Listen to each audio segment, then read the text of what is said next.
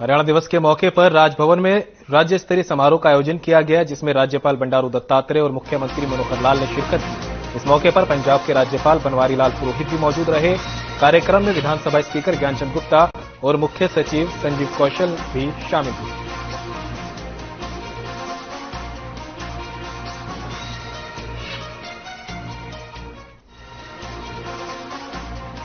प्रदेश के सीएम मनोहर लाल ने हरियाणा दिवस पर सभी प्रदेशवासियों को शुभकामनाएं दी। उन्होंने कहा कि वो उम्मीद करते हैं कि प्रदेश हमेशा प्रगति के पथ पर आगे बढ़ता रहेगा और सभी प्रदेशवासी हरियाणा के विकास में सहयोग देंगे।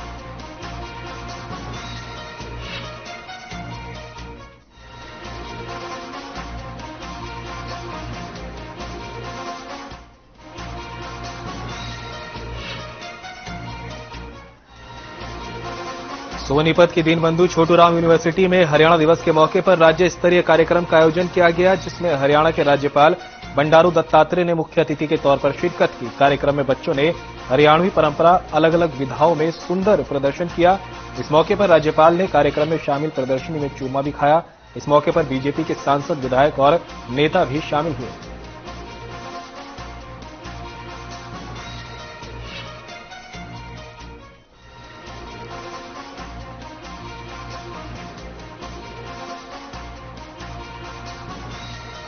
आदमपुर उपचुनाव के प्रचार का शोर थम चुका है। बताया जा रहा है कि प्रचार के आखिरी दिन पार्टियों के दिग्गजों ने अपनी ताकत झोंकी। एक तरफ जहां सीएम मनोहर लाल ने खुद पार्टी के प्रत्याशी के लिए प्रचार कर वोट की अपील की, तो वहीं दूसरी तरफ नेता प्रतिपक्ष भूपेंद्र सिंह हुड्डा ने भी अपने प्रत्याशी के लिए प्रचार किया। लेकिन अब आदमपुर उपचुनाव के लिए धारा 144 लागू कर दी गई है और 5 से ज्यादा लोगों के इकट्ठा होने पर रोक लगाई गई है। वहीं इन आदेशों की अवहेलना करने पर दोषी के खिलाफ भारतीय दंड प्रक्रिया नियमावली 1973 की धारा 188 के तहत कार्रवाई की जाएगी।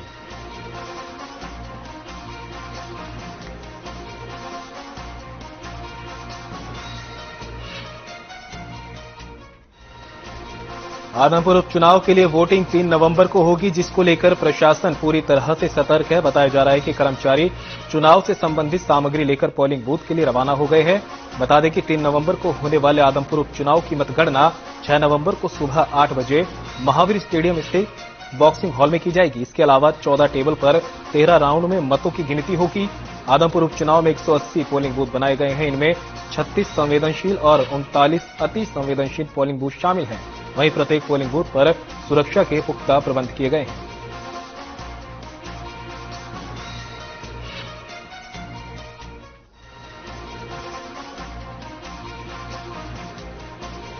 भवानीखेड़ा क्षेत्र के पोलिंग बूथों पर जिला निर्वाचन अधिकारी डीसी और एसपी अजीत शेखावत ने निरीक्षण किया। इस दौरान उन्होंने बताया कि जिले भर में मतदान शांतिपूर्ण तरीके से संपन्न कराया गया।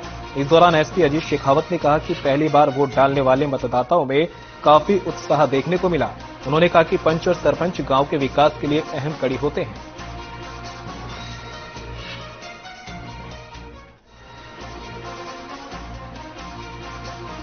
की बार सरपंच और पंच के वोट डल रहे हैं यहाँ पे। मैं सबसे यही कहना चाहूंगी कि सभी आकर अपना अपना वोट यहाँ पर आके डाल के जाए और सब अपने घर से निकलकर, औरतें भी निकलकर अपने घर से यहाँ पे आए वोट देने के लिए स्पेशल।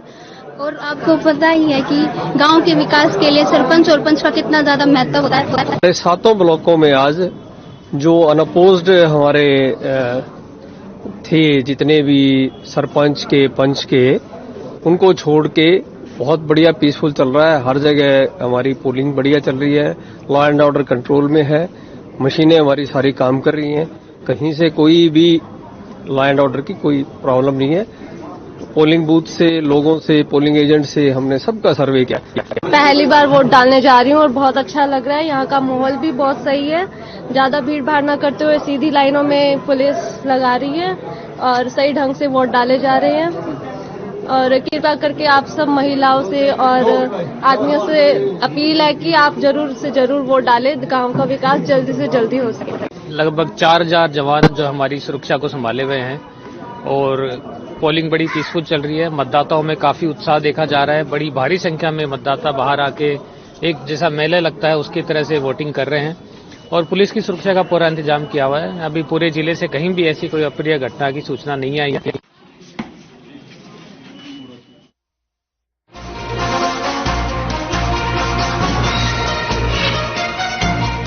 गुलाचीका जिले में सरपंच के 557 पंचों में से 92 पंच पदों के लिए चुनाव हुआ, जबकि 444 पंच सर्वसम्मति से चुने गए।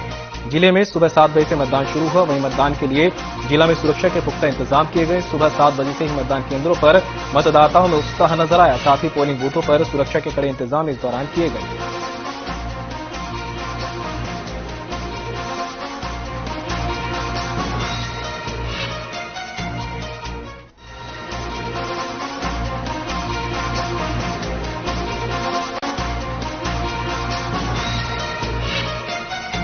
पानीपत जिले में ग्राम पंचायत के सरपंच और पंच पद के लिए वोटिंग हुई। जिले के 197 गांवों में करीब 4,57,849 मतदाताओं ने अपने मत का प्रयोग किया। ये चुनाव 529 पोलिंग स्टेशनों पर हुए। जिले में 121 संवेदनशील और 187 अति संवेदनशील बूथ बनाए गए। ग्राम पंचायत सरपंच पंच के लिए वोटिंग ईवीएम से हुई, वहीं पंच के लिए मतदान मतपत्र से हुए।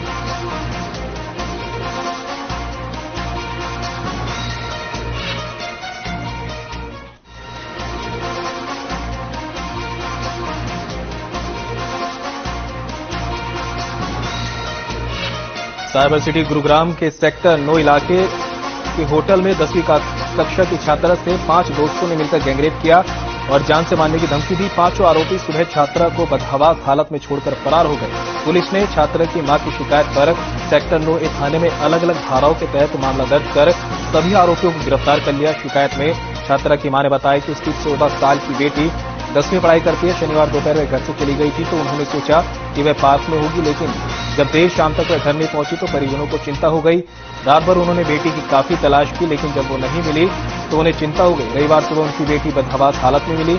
बेटी ने बताया कि दोस्त उसे बहला फुसलाकर बाइक पर बैठाकर ले गए और उसे सेक्टर 9A स्थित होटल में लेकर आए, जिसके बाद उन्होंने अपने 3 दोस्तों को और बुलाया। उसके बाद 5 ने उसके साथ बारी बारी दुष्कर्म किया।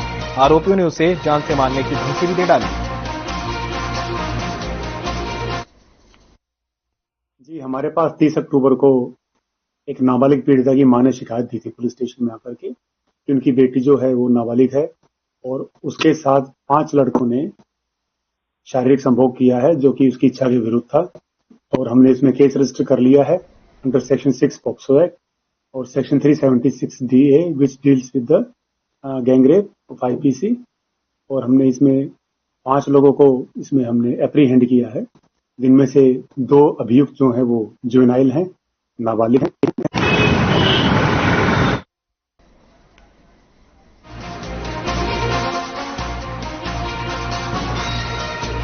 करनाल में सड़क हादसे में स्कूल बस, ट्रैक्टर और गाड़ी की टक्कर हो गई, जहां सड़क हादसे में कई स्कूली बच्चे घायल हो गए। बताया जा रहा है कि तेज रफ्तार स्कूल बस के अनियंत्रित होने की वजह से यह हादसा हुआ।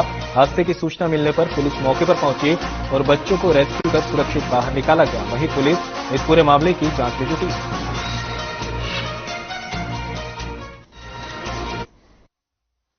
मुलाजिम है चौकीदार रविंद्र कुमार जी, ड्यूटी के बाद घर जावा था, जैसे क्रॉसिंग के लिए खड़ा था, इधर से और इस साइड से ट्रैक्टर वाला आ रहा था। ट्रैक्टर वाला जैसे ही साइड जावा था या इधर जावा था तो इधर स्कूल बस दोनों का ध्यान नहीं पड़ा और इस वजह से एक्सीडेंट। तो स्कूल बस भी स्पीड से दी थी, बहुत स्पीड में दी थी।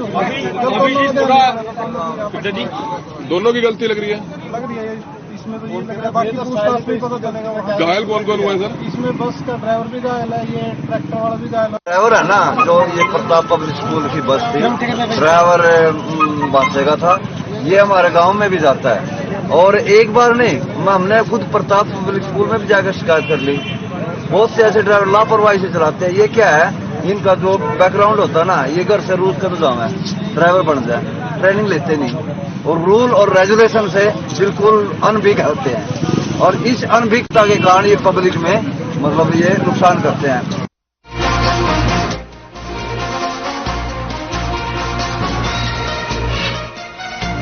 भिवानी जिले में गांव बामला के ग्रामीणों ने जाम लगा दिया। ग्रामीणों का आरोप है कि वोट डालने से पहले उनकी वोट डल चुकी थी। उनका कहना है कि इस मामले में प्रशासन से शिकायत की गई लेकिन कोई सुनवाई नहीं हुई। इसके साथ ही उन्होंने चुनाव रद्द करने की मांग भी की।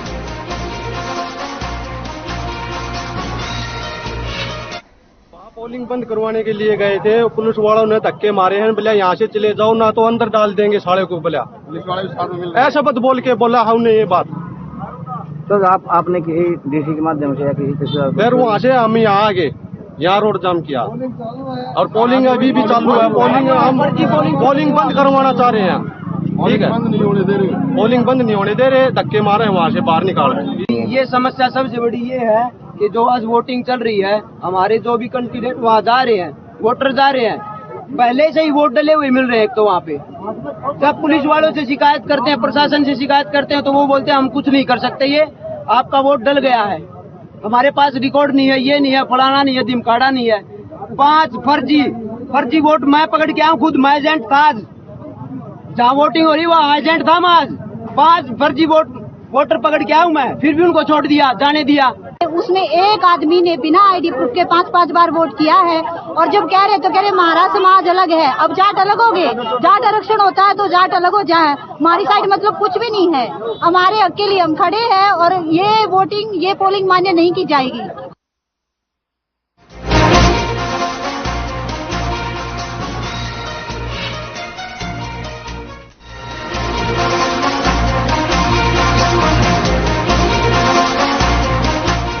फरीदाबाद के एसडीएम नगर में एक बुजुर्ग महिला की पिटाई का मामला सामने आया है। बुजुर्ग महिला को उसके ही पड़ोसियों ने बुरी तरह पीट दिया। महिला के साथ हुई मारपीट की वारदात सीसीटीवी में कैद हो गई। पुलिस ने पीड़िता की शिकायत पर मामला दर्ज कर इस मामले में 4 आरोपियों को गिरफ्तार कर आगे की जांच शुरू कर दी है।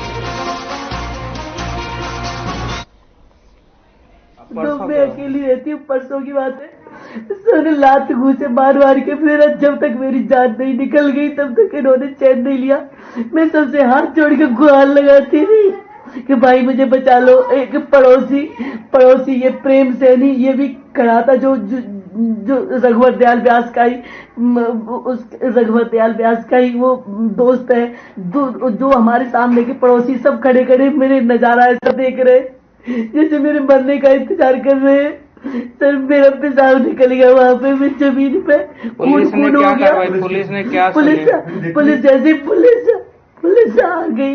पुलिस से इनके पत्थर मारने से पहले मैंने पुलिस को फोन किया था, तो पुलिस कहती है कि हमको रास्ता नहीं दिखाई दे रहा, आप ही आ जाओ हमें लेने के लिए। ये जिस दिन अपना यहाँ पे जनोत्थान रैली थी उस दिन का मामला है, 27 तारीख का। और शाम के करीब जब महिला कुंती देवी जी अपना रैली से लौट रही थी घर पे वापस, तो रास्ते में जो अपने आरडी व्यास जी हैं, उनके पड़ोसी हैं, उनके बच्चे परिवार वालों ने उसके साथ मारपीट कर दी थी। हमने वीडियो फुटेज इसकी ले ली है और जिससे उनकी शिनाख्त हो गई है और उसका तुरंत मेडिकल करा दिया गया महिला का। 112 हमारी वहां मौके पे पहुंच गई थी। 112 उन्हें डीके हॉस्पिटल लेके गई जिसका मेडिकल हो गया।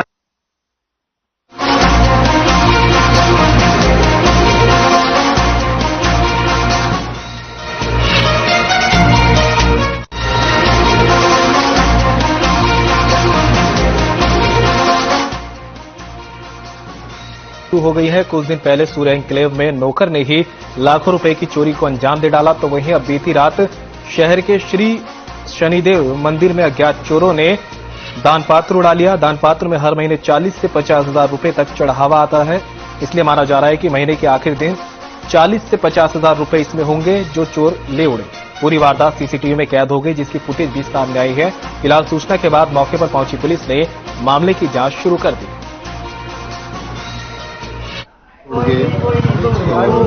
चोरी करके ले गए, उस बारे में पता लगा। कितनी चोरी है सर ये? गले का महीने का लगभग 40-50 हजार कैसे बताते हैं, कन्फर्म तो है नहीं कितना। सीसीटीवी में है कुछ? सीसीटीवी में क्लियर फोटो नहीं आ रही है।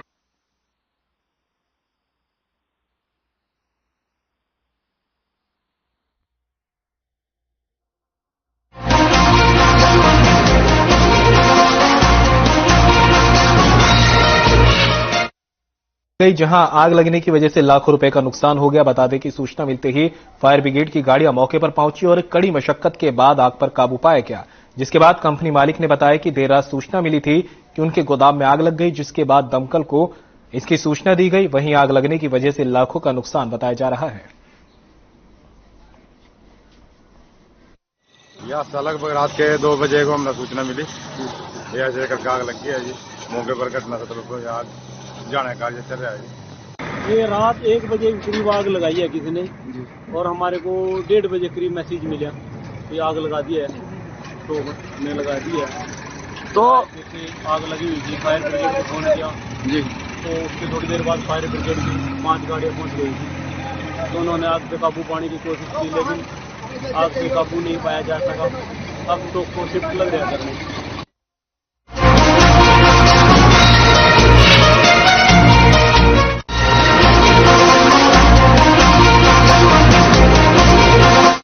अम्बाला प्रशासन के पराली न जलाने के आदेशों के बाद भी मोड़ा गांव में पराली जलाई जा रही है। पराली जलाने की वजह से अम्बाला में लगातार प्रदूषण बढ़ता ही जा रहा है, जिसकी वजह से एयर क्वालिटी में काफी गिरावट दर्ज की जा रही है।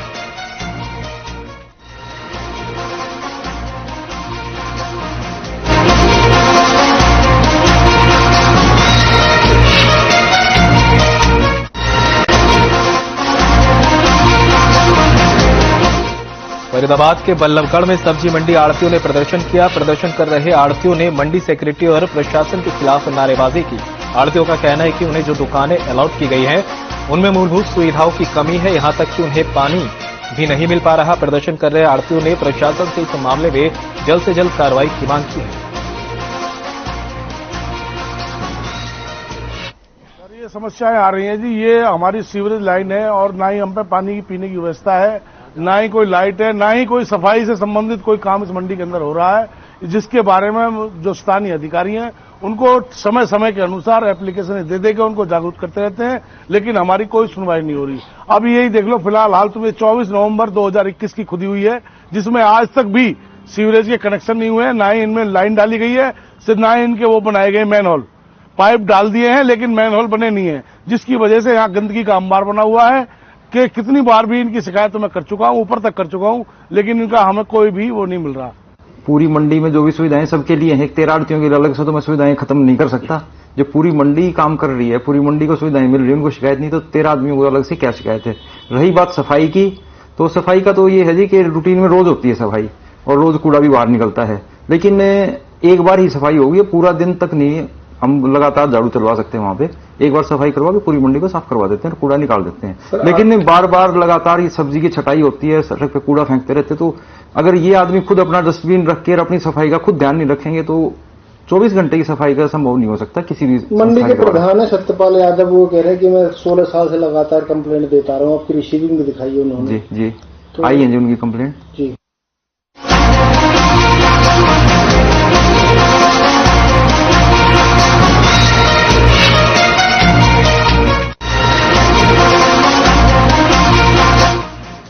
पूरे देश में गोपाष्टमी का त्योहार बड़े ही धूमधाम से मनाया गया। अंबाला कैंट की गौशाला में भी गोपाष्टमी का पर्व बड़ी ही धूमधाम से मनाया। इस मौके पर गौशाला में हवन यज्ञ का भी आयोजन किया गया। स्थानीय लोगों ने गौशाला पहुंचकर गोमाता की पूजा की। ऐसी मान्यता है कि गोपाष्टमी के दिन ही श्री कृष्ण भगवान ने गोमाता को चराना शुरू किया था। लोगों ने पूजा अर्चना कर सभी के मंगल की कामना की। ये परंपरा मेरी धर्मपत्नी स्वर्गीय रीता जैन ने 2003 में मोनी बहन जी के साथ मिलके गौशाला के अंदर हर गोपाष्टमी को गौ देने का सिलसिला जारी है, जो आज तक जारी है 2003 से अब तक। और हम यहाँ पे हर साल आते हैं गौ पूजन के लिए। गोपाष्टमी हमारे भारत की एक सबसे गौ माता भी है और गोपाष्टमी हमारे भारत की एक पहचान है कि हम गाय की पूजा कितनी कर सकते हैं।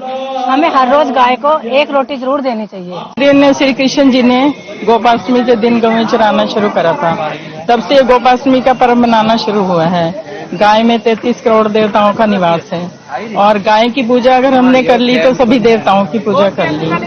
और गाय को हम एक माता समान की पूजते हैं, क्योंकि गाय का दूध बच्चे बूढ़े सब पीते हैं और पीकर बड़े होते हैं। आज गोपाष्टमी के पर्व पर गौशाला में गऊ की बछड़े समेत पूजा करने आई थी। मेरी संगत भी मेरे साथ है, ये सारे हम सब ने यहाँ गांव की पूजा करी, उसको टिक्का लगाया, भोग लगाया और फिर उसकी पूजा करी। 3 चक्कर 4 हमने चक्कर काटे। आप सबको गोपाष्टमी की बहुत बहुत बधाई। प्रति वर्ष हम गौशाला में मना रहे हैं और इस दिन की महत्वता ये बताई जाती है कि कृष्ण भगवान जी आज पहले दिन से ही गौओं का चारने के लिए उन्होंने प्रारंभ किया और ये बहुत महत्वपूर्ण दिन बन गया हमारे लिए, क्योंकि जो कृष्ण भक्त हैं और गौ भक्त हैं उनके लिए बहुत इम्पोर्टेंट डे हो गया है।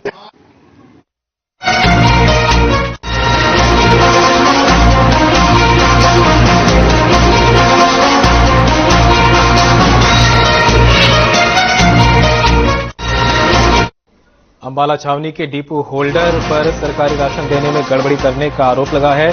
डिपो में राशन लेने आए लोगों ने डिपो होल्डर पर कम राशन देने का आरोप लगाया। वहीं डिपो होल्डर ने राशन लेने आए लोगों से सभी आरोपों को गलत बताया। सभी लोगों को तोलकर ही राशन दिया जा रहा है। राशन में गड़बड़ी की जानकारी मिलने पर पहुंचे इनेलो प्रवक्ता ओंकार सिंह ने इस मामले में फूड इंस्पेक्टर से जांच की मांग की है। 25 किलो पिछले महीने हम राशन लेने रहे थे, पर हमारे को यहाँ से राशन नहीं मिला, बल्कि हमारे से निशान अंगूठा लगवाकर इन्होंने एंट्री करवा दी थी। तो उसके बावजूद ये इनका डिपो का सबसे बढ़िया डिपो का टाइम टेबल नहीं था। हम इंद्रजीत के पास लेने गए तो उन्होंने हमारे को सिर्फ चीनी दी। हमने उनको कहा भी गेहूं आटे के लिए, तो उन्होंने कहा भी ये तुम्हारी गेहूं आटा विशाल जी के पास से निकल चुका है, एंट्री हुई भी है। हमने इनको फोन करा यहाँ पर कि हाँ भी हमारा आटा और बोले, तो इन्होंने कहा 4 बजे आना। 4 बजे आने के बाद हमने यहाँ पर आए तो इन्होंने मतलब 4 बजे दुकान बनती है, इनके डिपो बनता, और ये आए भी नहीं। उसके बाद इन्होंने दोबारा हमने इनसे कनक मांगी, इन्होंने इनकार कर दिया। हमारा सबको प्रॉपर राशन दिया जा रहा है जी। 19 ये जो 20 किलो गेहूं थी, 20 किलो मेरे कंडे से तुल कर गई, 20 किलो अब इन्होंने दोबारा तोल ली तो 20 किलो ही निकली है जी। वो ये नहीं है कि उसमें 19 किलो निकल गया, 18 किलो निकली है, कुछ नहीं। 20 दिए तो 20 पूरी उतरी है। अभी आगे कंडे पे 19 किलो 800 ग्राम बता रहे हैं, 19 किलो 900 ग्राम बता रहे हैं, उसका नहीं मुझे पता। मेरे कंडे पे 20 थी, 20 ही उतारी इन्होंने। 20 किलो दोबारा तलाई तो 20 ही किलो निकली है वो। मैं इस वक्त हूँ कब्रिस्तान के साथ में एक डिपो होल्डर है, जिसके बारे में मेरे को पता लगा था कि ये राशन कम भी दे रहे हैं और तुलाई में भी इनका कम आ रहा है। अगर ऐसी स्थिति है तो फूड इंस्पेक्टर को ये चेक करना चाहिए और डिपो होल्डर से भी ऐसी पोजीशन नहीं आनी चाहिए। डिपो होल्डर को भी इसको पोजीशन को अपने आप ठीक कर देना चाहिए। जनता का हक नहीं मारना चाहिए, जनता को उसका हक पूरा मिलना चाहिए। मुझे शिकायत है अपने डिपो होल्डर से, जो मेरा गुलाबी कार्ड पर हमेशा मुझे 25 किलो वीट और 25 किलो आटा देते हैं, जबकि मेरे को किसी इनके अधिकारी ने ही बताया है कि 35 किलो अलाउड है। लेकिन इन्होंने कोई मेरे को सक्सेस आज तक कोई जवाब नहीं दिया, और उल्टा ये वीट बहुत कम देते हैं। 25 में 22-23 ही निकलती है इनकी हमेशा। ये काफी टाइम हो गया जी, मेरे को कम से कम भी 10 बार की तो मेरे को याद है।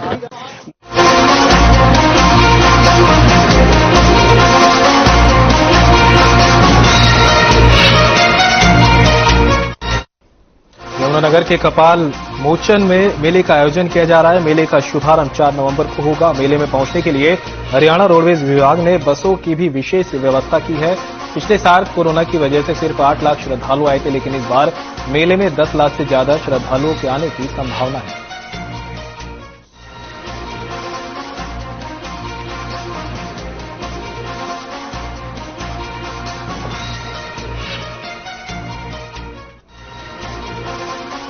छत्तीसगढ़ के शक्ति में बीजेपी सांसद गुहाराम अजगले ने राज्य सरकार पर गंभीर आरोप लगाए हैं। सांसद ने कहा कि प्रदेश के मुख्यमंत्री के निर्देश पर जिला प्रशासन जनप्रतिनिधियों की उपेक्षा कर रहा है, जो कि दुर्भाग्य की बात है। नवंबर महीने को पूरे छत्तीसगढ़ ने राज्य स्थापना दिवस के रूप में मनाया, लेकिन सक्ती जिला प्रशासन की लापरवाही ने इस आयोजन को राजनीतिक रंग दे दिया। राज्य उत्सव कार्यक्रम में क्षेत्र के सांसद का नाम निमंत्रण कार्ड से गायब दिखा, जिसको लेकर बीजेपी सांसद नाराज दिखे।